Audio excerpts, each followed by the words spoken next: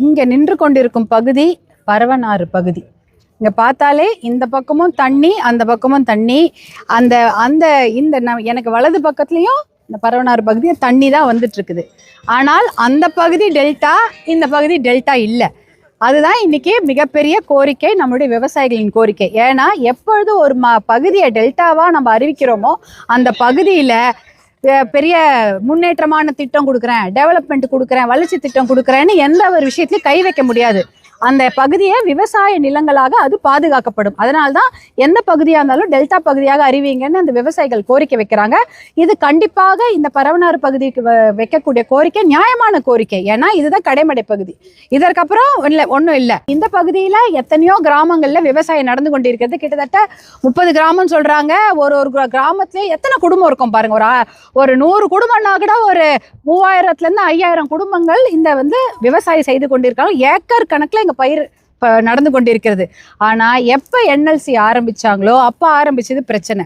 என்எல்சியில அவங்க உபயோகப்படுத்துற தண்ணியில சாம்பல் கலந்துருக்குது. அந்த தண்ணிய அவங்க ஒரு செக் டேம் மாதிரி கட்டி அந்த தண்ணி அங்கேயே சேகரிச்சு அதுல இருக்கிற சாம்பலை வடிகட்டி ஒரு சுத்திகரிக்கப்பட்ட தண்ணியா இங்க விட்டுருந்தா கூட பரவாயில்ல. அப்படியும் அவங்க பண்ணவே இல்லை.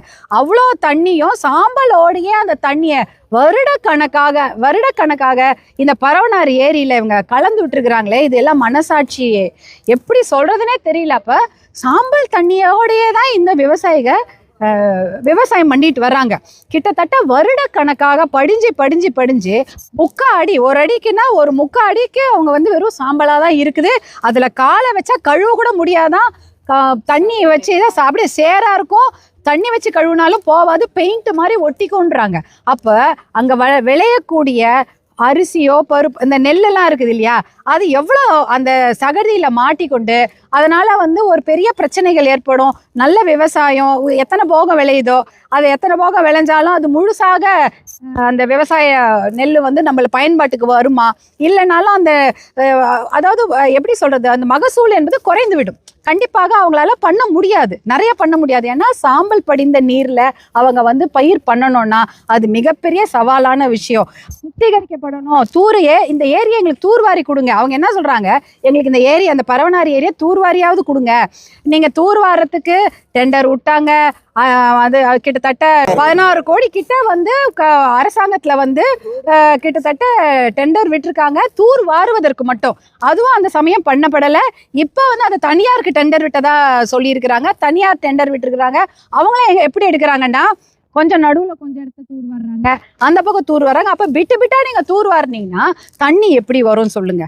தண்ணி முழுக்க வந்தாதானே, அவங்க தூர்வாரி பண்ணாதானே இந்த இடத்துல விவசாயம் செய்ய முடியும். விவசாயமே செய்ய முடியல. இந்த நடுக்கடமடையா இருக்கட்டும், பெரிய எதுலையுமே விவசாயம் பண்ண முடியல. அவ்வளோ பெரிய பிரச்சனைகள் நடந்து கொண்டிருக்கிறது. தூர்வாரவும் செய்யல. தண்ணி கலக்கிற இடத்துலயாவது அதை ஸ்டாப் பண்ணீங்களா? என்எல்சியை கேட்கறதுக்கு இங்க யாருக்கும் தைரியமே கிடையாது. ஒரே ஒரு கட்சி தான் என்எல்சிக்கு எதிராக போராட்டம் பண்ணிட்டு இருக்கோம். அது பாட்டாளி மக்கள் கட்சி தான்.